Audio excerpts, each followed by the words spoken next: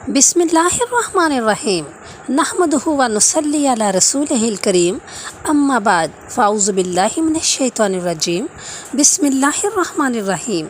हज़रत इस्माईल अलैहिस्सलाम की अज़ीम कुर्बानी का बकिया हिस्सा। हज़रत इब्राहीम अलैहिस्सलाम के बारे में अल्लाह ताला ने बयान फरमाया है कि जब उन्होंने अपनी कौम का इलाका छोड़कर हिजरत फरमाई तो रब ताला से दुआ की कि वो उन्हें नेक औलाद अता फरमाए। अल्लाह ताला ने उन्हें एक बुर्दबार लड़के की खुशखबरी दी। वो हज़रत इस्माईल अलैहिस्सलाम थे। वो आपके पलहोटे थे जो आपके यहाँ 86 साल की उम्र में पैदा हुए। इस मसले में तमाम मज़ाहिब यहूदी, नसारा और मुस्लिमीन का इत्तफ़ाक़ है कि वो आपके पहले बेटे और पलोठे बेटे थे। अल्लाह ताला का फरमान है, जब वो उनके साथ दौड़ने की उम्र को पहुँचा का मतलब ये है कि वो जवान हो गए और अपने वालिद की तरह अपने काम काज के लिए भाग दौड़ करने लगे। हज़रत इब्न अब्बास रज़ी अल्लाह तआला अन्हो और हज़रत मुजाहिद रज़ी अल्लाह तआला अन्हो वग़ैरह फरमाते हैं, फलम्मा अबलगा मआहु सआ का मतलब है कि वो जवान हो गए, सफ़र करने लगे और अपने वालिद के कामों में हाथ बटाने लगे। उस वक्त हज़रत इब्राहीम अलैहिस्सलाम ने ख्वाब में देखा कि उन्हें ये बेटा ज़िबा करने का हुक्म दिया जा रहा है और रसूलुल्लाह सल्लल्लाहु अलैहि वसल्लम ने फरमाया, अंबिया का ख्वाब वही होता है। ये अल्लाह की तरफ से अपने खलील की आजमाइश थी कि वो इसके हुक्म से अपने प्यारे बेटे को ज़िबा कर दें जो इन्हें बुढ़ापे में मिला था और अब तो उनकी उम्र और ज़्यादा हो चुकी थी। इससे पहले उन्हें हुक्म मिला था कि इस प्यारे बेटे को और इसकी माँ को एक बेआबाद इलाके में छोड़ दें जहाँ कोई इंसान ना था, ना मवेशी, ना खेती बाड़ी। आप अलैहिस्सलाम ने अल्लाह ताला के हुक्म की तामील की और उस पर भरोसा और तवक्कुल करते हुए उन्हें वहाँ छोड़ आए। अल्लाह ताला ने उन दोनों को मुश्किल से निजात दी और उन्हें वहाँ से रिज़्क़ दिया जहाँ से वो सोच भी नहीं सकते थे।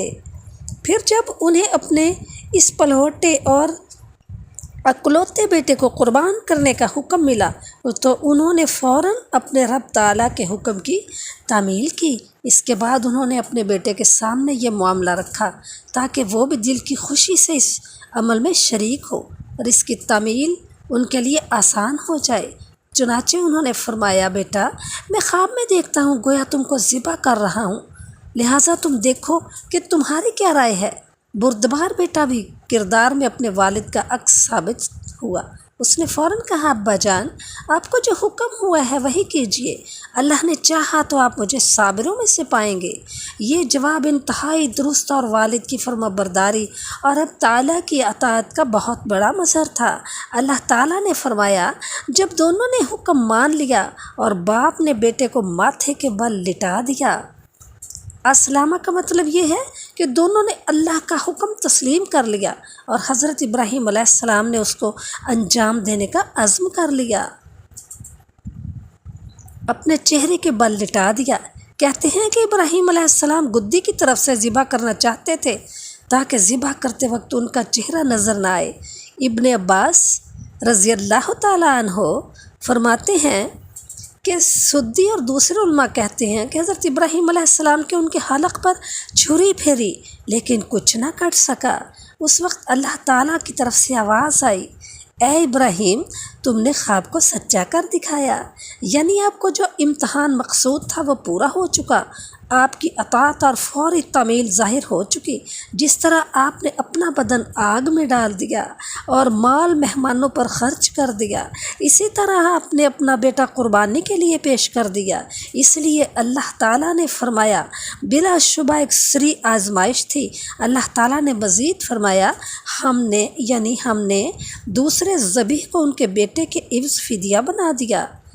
जमहूर उलमा फरमाते हैं कि जब हज़रत इस्माईल अलैहिस्सलाम की जगह बड़ी आँखों और सींगों वाला सफ़ेद मेंढा ज़िबा हुआ था, इससे साबित होता है कि ज़िबा होने वाले हज़रत इस्माईल अलैहिस्सलाम थे, क्योंकि मक्के में वही क़याम पज़ीर थे और इसहाक़ के बारे में ये मज़कूर नहीं कि वो बचपन में मक्का तशरीफ़ लाए हों। वल्लाहु अलम। ज़बी अल्लाह कौन?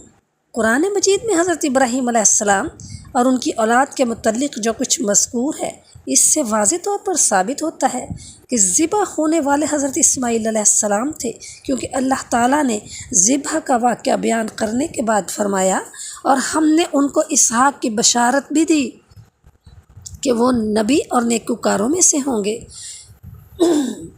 جو لوگ حضرت اسحاق علیہ السلام کے ذبح ہونے کے قائل ہیں، ان کی دلیل محض اسرائیلی روایات ہیں اور ان کی کتابیں تحریف شدہ ہیں۔ جن علماء نے حضرت اسحاق کو ذبح قرار دیا، انہوں نے یہ قول قاب احبار سے یا یہود نصارہ کی کتابوں سے لیا ہے۔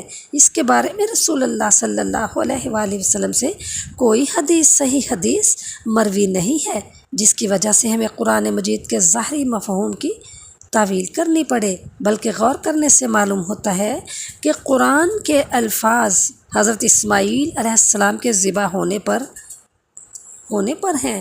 حضرت ابن کعب قرظی نے حضرت اسحاق علیہ السلام کی بجائے حضرت اسماعیل علیہ السلام کے ذبح ہونے پر اس آیات مبارکہ سے بہت خوب استدلال فرمایا ہے، تو ہم نے اس کو اسحاق کی اور اسحاق کے بعد یعقوب کی خوشخبری دی۔ سورۃ الہود۔ وہ فرماتے ہیں کہ یہ کیسے ہو سکتا ہے کہ ابراہیم علیہ السلام کو اسحاق علیہ السلام کی بشارت دی جائے اور یہ خوشخبری بھی دی جائے کہ ان کے ہاں بیٹا یعقوب علیہ السلام بھی پیدا ہوگا، پھر اسحاق علیہ السلام کو قربان کرنے کا حکم دے دیا جائے، حالانکہ وہ ابھی بچے تھے اور ان کے ہاں یعقوب علیہ السلام پیدا نہیں ہوئے تھے۔ یہ نہیں ہو سکتا کیونکہ یہ بشارت کے خلاف ہے۔ واللہ اعلم۔ صحیح یہی ہے کہ ذبح حضرت اسماعیل علیہ السلام ہی ہے۔ حضرت مجاہد سعید اور دیگر حضرات نے حضرت ابن عباس سے یہی قول نقل کیا ہے کہ وہ حضرت اسماعیل علیہ السلام تھے۔ حضرت عبداللہ بن عباس سے روایت ہے کہ انہوں نے فرمایا کہ قربانی کے لیے پیش کیے جانے والے حضرت اسماعیل علیہ السلام تھے۔ یہودی کہتے ہیں کہ وہ حضرت اسحاق تھے اور یہودی جھوٹ کہتے ہیں۔ حضرت علی، حضرت عبداللہ بن عمر، حضرت ابو ہریرہ، حضرت ابو طفیل، حضرت سعید بن مسیب، سعید بن جبیر، حسن بصری، محمد بن کعب رضی اللہ تعالیٰ عنہ بھی یہی فرماتے ہیں کہ وہ حضرت اسماعیل علیہ السلام تھے۔ امام مغوی نے حضرت انس رضی اللہ تعالیٰ عنہ، کلبی اور ابو عمرو بن